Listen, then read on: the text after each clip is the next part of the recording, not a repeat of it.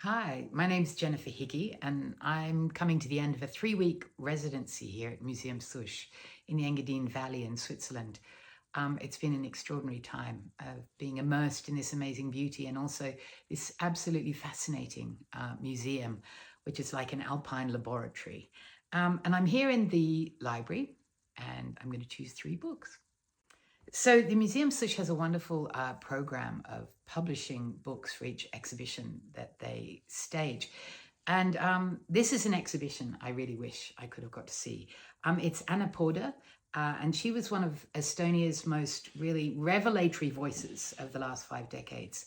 And this was an exhibition that was staged last year here in the museum.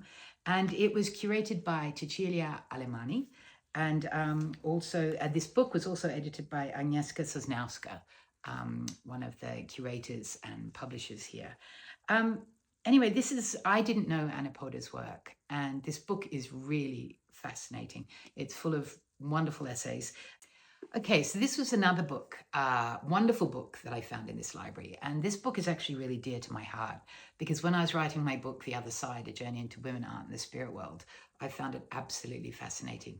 It was the book that was published on the occasion of an exhibition in 2018, 2019 at the Lenbach House, Munich, and it was curated by Karen Althaus and Sebastian Schneider. And it's called, as you can see, World Receivers. And it was a group of 3 extraordinary women who didn't know each other. Georgiana Houghton, who was the 19th century spiritualist artist in London. Hilmraf Klint, of course, the great Swedish artist, and Emma Kunz, who was a Swedish healer working in the countryside just outside of Zurich. Now, these 3 artists didn't know each other, but they were all exploring a sort of spiritual world. They saw themselves as channelers, and they made extraordinary artworks. And this is a really wonderful book. It's full of great essays, full of information, putting them in their cultural and social contexts, as well as a kind of revisionist art history that is looking at the exclusion both of women artists and of spiritualist artists. I really recommend this book. Okay, this is one of my favorite books, and I found it on a shelf here. And it's the kind of book that you can return to again and again. Of course, it's Louise Bourgeois drawings with a beautiful introduction by the art historian Robert Storr.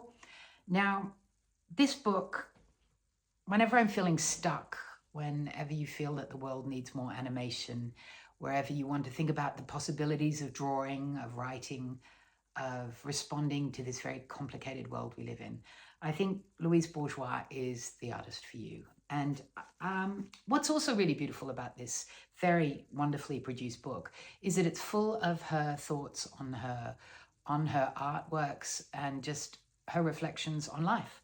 So I thought I'd finish with one quote from Louise Bourgeois. It's a very famous one, and rightly so. She said, "Once I was beset by anxiety. I couldn't tell right from left or orient myself. I could have cried out with terror at being lost, but I pushed the fear away by studying the sky, determining where the moon would come out, where the sun would appear in the morning. I saw myself in relation to the stars. I began weeping and knew I was all right. That is the way I make use of geometry. The miracle is that I am able to do it by geometry." Okay, those 3 choices from a huge selection of books here. I mean, I could have chosen another 100. But if you have the chance, come and visit here at Muzeum Susch. It's a really magical place.